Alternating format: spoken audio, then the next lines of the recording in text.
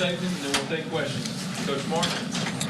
Yeah, I'll open with just a lot of respect for Brent, his staff, his team. Thought they played really physical. We thought they would, and they did.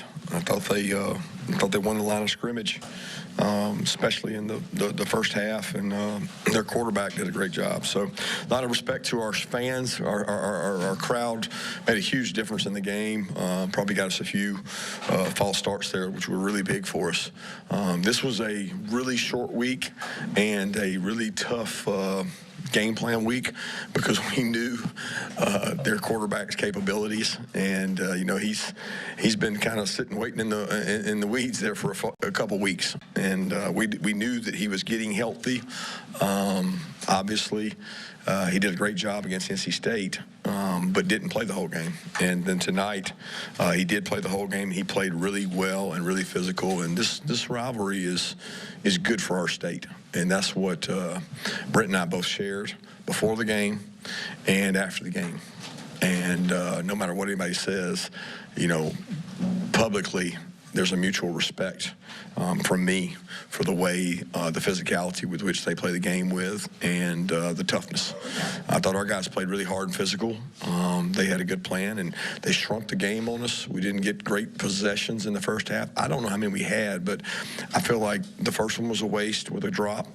The last one was really short, where we had a long field goal because it was a 2-minute, and then there were maybe 3 drives in between that in which we did things well. We turned the ball over, and we didn't get a fourth and 1. And that's the biggest difference in the game. They cashed in on their drives, and we didn't. And then the second half, we got a little rhythm going and did some good things. Obviously, the overtime was epic, I guess, eight overtimes. And I don't know, somebody have to tell me how many conversions were made by either team. It seemed like maybe 2 or 3. The defense made a lot of stops. But what a great game. I was a part of that in the Auburn, I think, 96, where it was 5 or 6 overtimes, and it just seems like one play is going to make or break it. But our seniors, our team, our leadership, they don't flinch. And they find a way. 14 points down with, 5 minutes left. And Carson never blinked, and defense made a stop and got a turnover. Kirby, what was the message to the team at halftime when you're down 17-0? We had to get stops. We opened with the first possession of the game, first possession of the half, and felt like that was going to be really big for us, and we needed to get momentum.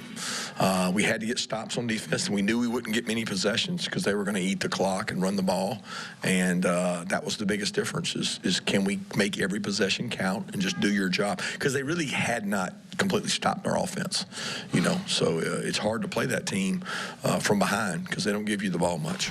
Talking about seniors, Dan Jackson causes the fumble, and it's the sack right there at the very end. You just talk about Dirty Dan Jackson. Man, to think that guy came to Georgia on his own without us even recruiting and to make the plays he's made, that hit fumble will be one for the ages.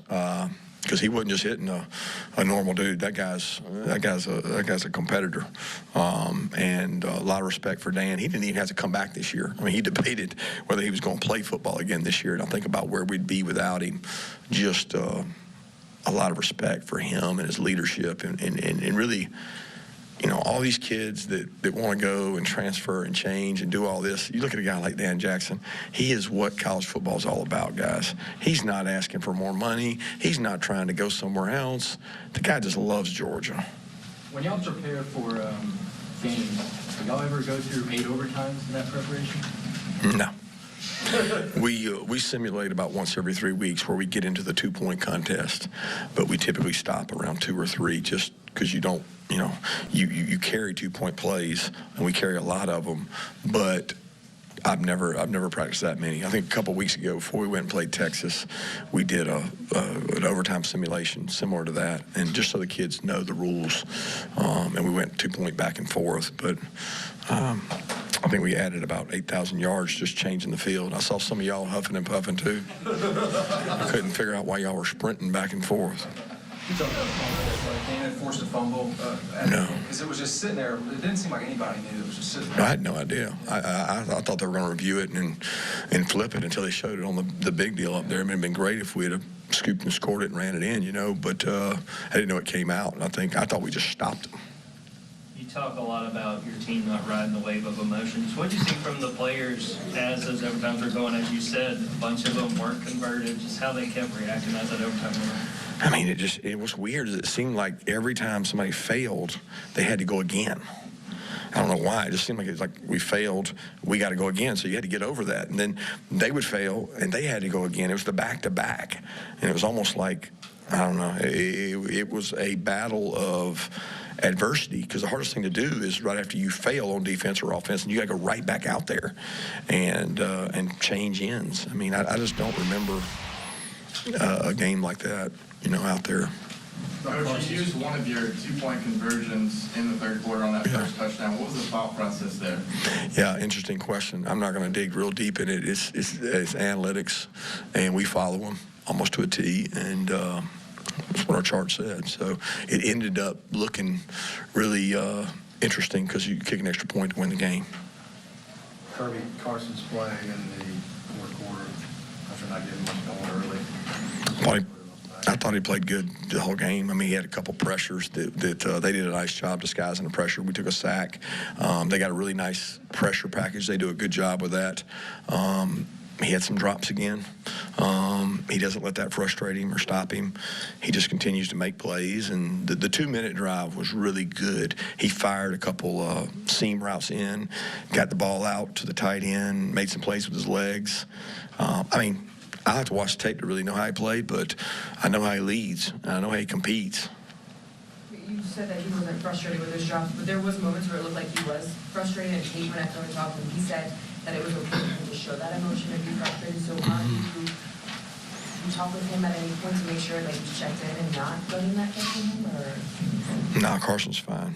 Carson's not a real emotional guy. I mean, I'm sure he got frustrated. We all get frustrated, but Carson composes himself and goes and plays the next play. That's all he can do. He's seen it all and been around it. It's not something that stresses me out with him. And what else can be done, I guess, during practice to prevent these drops? I don't know that we can do anything else on that. I think show confidence in our guys and keep going back to them, and that's what we're going to do. Nate Frazier's freshman regular season ends with the 2-point try down there. Just think back to where he was at the beginning of the season. Where does he develop the most, and just what does it mean to see a freshman get a moment? Yeah, he's developed the most as pass pro. I thought he had a great pass pro pickup tonight. He understood they had a good blitz scheme. He knew he had to block. He's gained so much confidence because he's had to take so many reps. We were without 2 or 3 linemen during the week. We lost Monroe. He was not able to practice for a couple days, and Dylan was out, and then they both came back barely for the game. Jared was hobbled. Truss was hobbling. We're like the walking wounded out there, still trying to get Ernest back.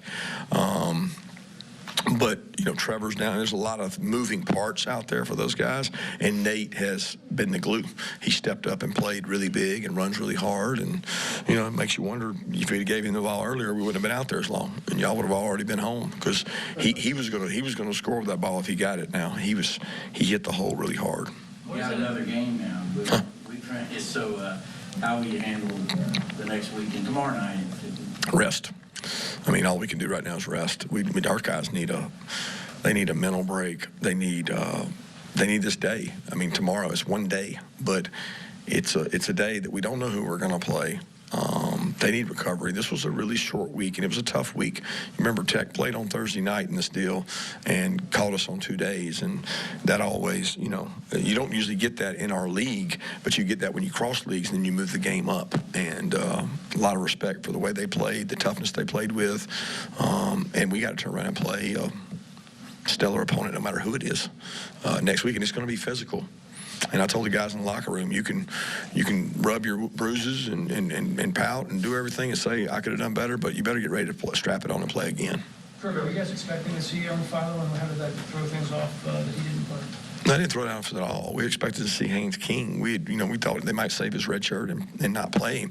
What threw it off a little bit was Haynes King's ability to throw the ball, because everything we had been told is his injury prevented him from throwing it. And you look at the previous 2 games, and he really didn't. And, there was points in time at NC State that it was a tight ball game. If they were going to throw it, you would throw it with the guy, right? Well, they trusted it with Philo. So that was, our expectation was if they were going to throw it with Philo, and then they were going to do the other things. But Haynes came in, and he threw the ball well and really had some advantageous looks to throw it on because we had everybody committed to the box. I mean, like we played stuff that we ain't played since we played the old Georgia Tech. Like you had to play them different, and it was so different for our guys. I mean, we played defenses we never played, and that made it hard. Like you can't 3 and out. I mean, 3 yards, those guys. And they do a great job. I mean, watching them play Miami, it was like, Miami's got some really pretty players out there, and they ran the ball on them. They did it on us. You guys have finished the regular season 10-2. As Kirby Smart says, a hard-fought win for the Bulldogs. Took 8 overtimes to get the dub, defeating Georgia Tech 44-42. It's the second longest game in FBS history. Second only to Illinois, defeating Penn State 20-18 in 9 overtimes back in 2021.